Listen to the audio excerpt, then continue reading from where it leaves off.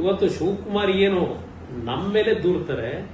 ಇವತ್ತು ನಮ್ಮ ಬಿಲ್ಕೆಂಪನಹಳ್ಳಿಯ ಪಕ್ಕದಲ್ಲಿ ಒಬ್ಬ ಬ್ರಾಹ್ಮಣರು ಕೃಷ್ಣಮೂರ್ತಿ ಅಂತ ಹೇಳಿ ಅವರು ಪಾಪ ಫೈನಾನ್ಸ್ ಕಾರ್ಪೊರೇಷನ್ ಅಲ್ಲಿ ಲೋನ್ ತಗೊಂಡು ಪಾಪ ಏನೋ ಒಂದು ಹೋಟ್ಲ್ ಹಾಕೊಂಡ್ರು. ಆ ಹೋಟ್ಲ್ ಹಾಕಿದ್ದನ್ನ ಖಾಲಿ ಮಾಡಿಸಿ ಆ ಮುಂದ್ಗಡೆ ಹೈವೇನಲ್ಲಿ ಆ ಕ್ಯಾಂಟೀನ್ ಇಡಬಾರದು ಅಂತ ಹೇಳಿ ಅವ್ರನ್ನ ಖಾಲಿ ಮಾಡಿಸಿ ಆ ಒಂದು KSFC ನಲ್ಲಿ ಕಡಿಮೆ ದುಡ್ಡಿಗೆ ಅದನ್ನ ಯಾವ ರೀತಿ ಖರೀದಿ ಮಾಡಿ ಲಪ್ಟಾಯಿಸಿ ಇವತ್ತಲ್ಲಿ ದೊಡ್ಡ ಮಟ್ಟದ ಒಂದು ಬಿಲ್ಡಿಂಗ್ ಸ್ಕೂಲ್ ಕಟ್ಕೊಂಡಿದ್ದಾರೆ. ಅದ್ರ ಜೊತೆಗೆ ಇನ್ನೊಬ್ರು ರಾಮಸ್ವಾಮಿ ಅಂತ ಹೇಳಿ ಪಾಪ ಮಿಲಿಟರಿಯಿಂದ ಬಂದ್ರು, ರಿಟೈರ್ಡ್ ಆಗಿ ನಿವೃತ್ತಿ ಹೊಂದಿ ಅವ್ರ ಮಗಳನ್ನ ಕಿಡ್ನಾಪ್ ಮಾಡಿ ಯಾವ ರೀತಿ ಆ ಜಮೀನು ಬರ್ಸ್ಕೊಂಡಿದ್ದಾರೆ.